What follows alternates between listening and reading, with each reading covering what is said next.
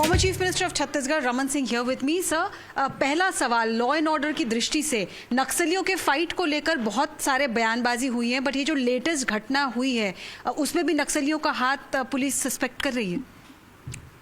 ये जो घटना हुई है, भारतीय जनता पार्टी के हमारे वरिष्ठ कार्यकर्ता और लंबे समय से सक्रिय बिरजू तारम की जो निर्मम हत्या हुई है, और वो कल उस कार्यक्रम में, मैं कल मोहला में था, कल मैंने कार्यक्रम किया, उसमें हमारा ये वरिष्ठ कार्यकर्ता बिरजू सामने मौजूद था, माला पहनाया, बात किया मैंने उससे। और ये 3 बजे की घटना है जब मैं वहाँ कार्यक्रम में उपस्थित था। घर जाने के बाद उसकी हत्या हो जाती है और उसको खुलेआम धमकी दी गई थी कांग्रेसी विधायक के उपस्थिति में कि इस प्रकार दुर्गा उत्सव मनाने वाले भारतीय जनता पार्टी के कार्यकर्ता, संघ के कार्यकर्ताओं को गांव में उनकी हत्या हो जाएगी। तो ये इस प्रकार की धमकी सार्वजनिक रूप से 2 महीने पहले दिया गया था। उसके बाद भी पुलिस सुरक्षा मुहैया नहीं करा सकी। ये फेल्योर है मोहला मानपुर पुलिस का कि उस कार्यकर्ता के लिए, जबकि सबको मालूम था कि उसको धमकी दिया गया है, पर्ची लिखा गया और सार्वजनिक रूप से बोला गया था। तो एक प्रकार से टारगेट किलिंग का मामला है और कहीं न कहीं नक्सलियों का समर्थन लेके इस प्रकार की हत्याएं का दौर यदि राजनीतिक कारणों से होगा तो निश्चित रूप से पूरे प्रदेश की स्थिति बिगड़ेगी। और मैं समझता हूँ कांग्रेस पूरी तरीके से भारतीय जनता पार्टी की कार्यकर्ताओं को सुरक्षा देने में असफल हुई है।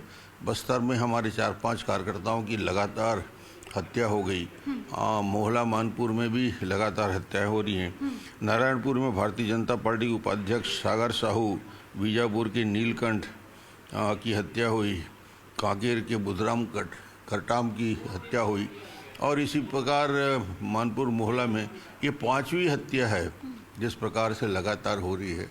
तो मुझे लगता है कि इस प्रकार के चुनाव की आचार संहिता लगने के बाद हिंसा का दौर शुरू हुआ है।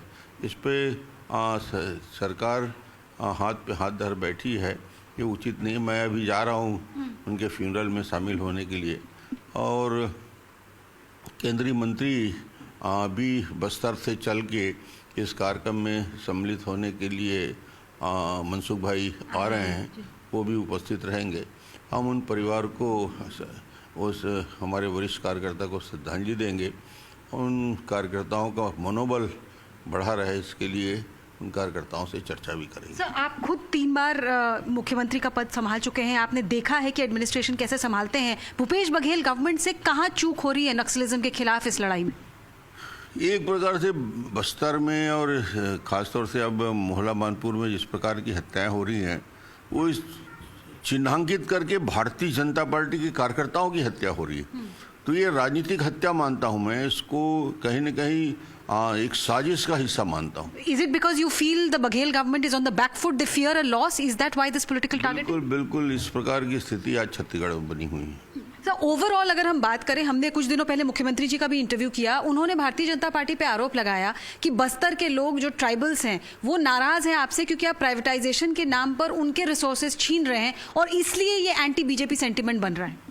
कोई प्राइवेटाइजेशन की बात बस्तर में न हुआ है न होगा। बार बार मैंने खंडन किया। नगरनार के प्लांट लगाने वाले भारतीय जनता पार्टी, इस प्लांट की स्थापना करने वाले हम लोग, डॉक्टर रमन ने उसकी पहल की। आज 18,000 करोड़ का इन्वेस्टमेंट बस्तर में आया, हजारों लोगों को रोजगार के अवसर मिल रहे हैं। एक नया भिलाई जैसे शहर बसने की तैयारी है। पूरे बस्तर में उत्साह का वातावरण है।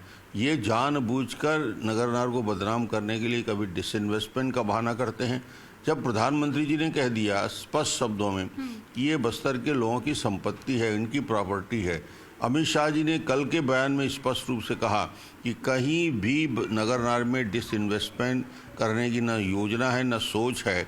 जब इतना हो गया, इसके बाद भी बार बार इस बात को कहना कहीं न कहीं उसके राजनीतिक मतलब निकलता है। सर, द अदर थिंग, जो दूसरी चीज़ मुख्यमंत्री कह रहे हैं वो ये है कि भारतीय जनता पार्टी डरी हुई है, अपना मुख्यमंत्री का चेहरा घोषित नहीं कर रही है, चुनाव लड़ रही है प्रधानमंत्री के नाम पर। इसका मतलब वो श्योर नहीं है। मुख्यमंत्री का चेहरा घोषित क्यों नहीं किया जा रहा है? हम डरे नहीं हैं, डर भूपेश के चेहरे में दिख रहा है। अब तो साफ हो चुका है कि कांग्रेस जा रही है, और पूरे बस्तर से सरगुजा में दौरा करने के बाद मैं कह सकता हूं कि कांग्रेस की उल्टी गिनती स्पष्ट रूप से शुरू हो गई है।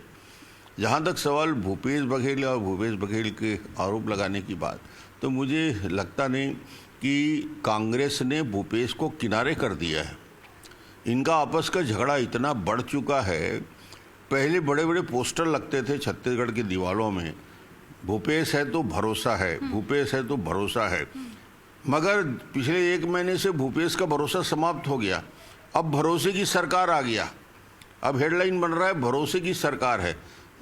इसका मतलब ये हुआ कांग्रेस ने स्पष्ट कर दिया कि भूपेश के नेतृत्व में चुनाव नहीं लड़ा जा रहा है, कांग्रेस भी सामूहिक नेतृत्व में चुनाव लड़ रही है। तो टीएस देव और भूपेश बघेल की इनफाइटिंग आपको साफ दिख रही है जनता? स्पष्ट दिख रही है, नहीं ये तो पब्लिकली विधानसभा के अंदर विधानसभा के बाहर कई बार प्रकट हुआ। इस्तीफा दिया टीएस सिंहदेव ने, विधानसभा छोड़ के चला गया, नाराजगी व्यक्त की, और बार बार कई मुद्दों पे इनके मतभेद दिख रहे हैं। टिकट के वितरण में भी इस प्रकार का विभाजन की रेखा दिख रही है।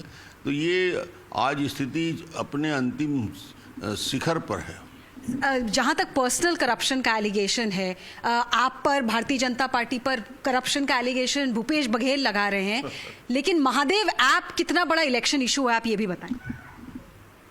भूपेश 5 साल से मुख्यमंत्री है इस सरकार में।